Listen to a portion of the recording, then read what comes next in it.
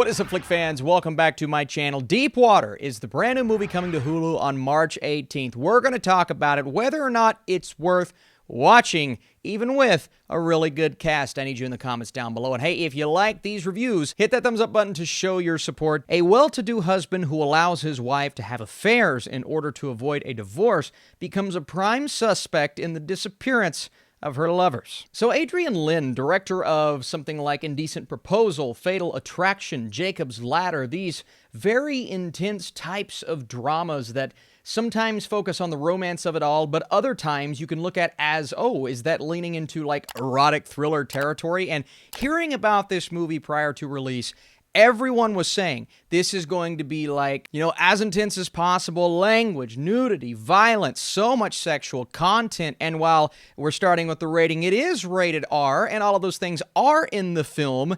I guess they just scaled back on all that in the editing room because it wasn't near as crazy as I suspected to be. Not that I wanted that necessarily, but hearing the talk prior to seeing the film, I was like, oh, is it an erotic thriller, or is it just kind of another rated R movie that doesn't really push the boundaries? Regardless. In this movie, you have Vic and Melinda in this small town. Their marriage is just slightly being held together by this arrangement, meaning Melinda is allowed to take as many lovers as she can as long as she doesn't desert her family. Essentially, they don't want a divorce, or he doesn't want a divorce. Now, there's this fascination from his perspective when it comes to one of the unsolved murders of one of her former lovers. And now that she has someone else, he tries to take credit for that killing, which kind of spooks a lot of people around town. People just see it as a really dark joke, and that's something that, just the way that he acts in this film, a little creepy, a little overboard at times. You can understand why some people are,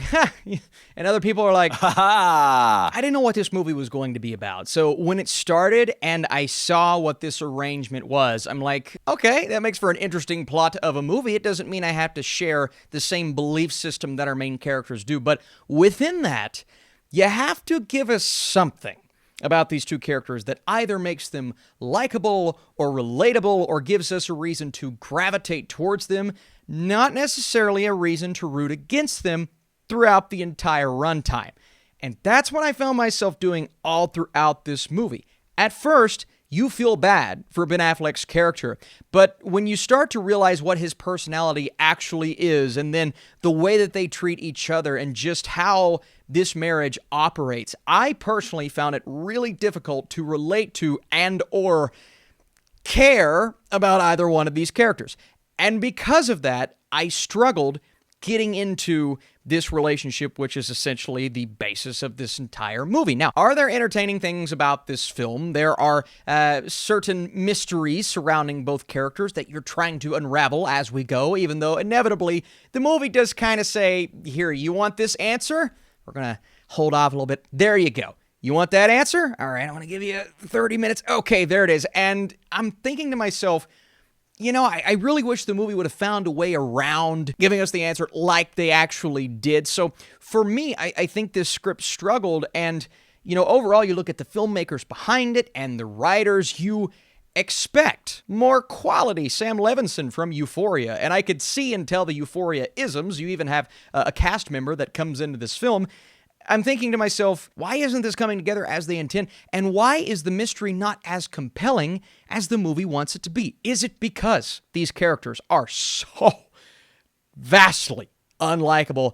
That's probably a big reason. Now, I'm not saying the performances are bad. I honestly think Ben Affleck gives a phenomenal performance here. He is haunting. He's a little bit Gone Girl-ish. And Ben Affleck in Gone Girl is top tier Ben Affleck. So I was happy to see him kind of at the top of his game, even though, his personality, it's really hard to get behind, and that character in general. But there are things about him that make you feel for him, because Ana de Armas, her character, is just so brutal. And I understand, like the summary says, they've kind of come to an agreement, but you can see and feel that jealousy and just the way that she's treating this entire thing. It makes her so unlikable. And that is just, it's hard to watch a movie like that when it's difficult to root for characters, and sometimes movies can work their way around that if they provide either a compelling mystery or really good technical aspects, but none of that stood out for me, right? This mystery, I've seen better. The cinematography is good, but I've seen better. And I continued to feel that way all throughout the movie. And it just feels like a series of events pushed together with really good performances and a nice idea. But the execution was my biggest fault with this film because I just couldn't get behind the story. And the word dull comes to mind. And that's not a word I wanted to use with this movie. Also, like I said at the beginning, it's supposed to be an erotic thriller, and it just feels so handcuffed. That's not a pun. I guess it could be. Yeah, it's a pun. Before I give you my score, again, if you like this review, let me know down below. And how deep have you ever been in water? I didn't know where I was going with that. Deep water makes it difficult for viewers to gravitate towards either lead character, but beyond that, the mystery was never compelling enough to care about. I'm going a 38%. I was very disappointed with this movie. Great talent across the board. It just didn't quite come together. So my question for you, are you watching this on Hulu this weekend? Please stay tuned to this channel. There's a brand new A24 movie called X coming to theaters. That will be my next review. So if you don't have the notification bell turned on, do that because it is coming sooner rather than later. And sometimes the algorithm makes it tough to find this channel. So appreciate you for being here regardless. I'll see you soon.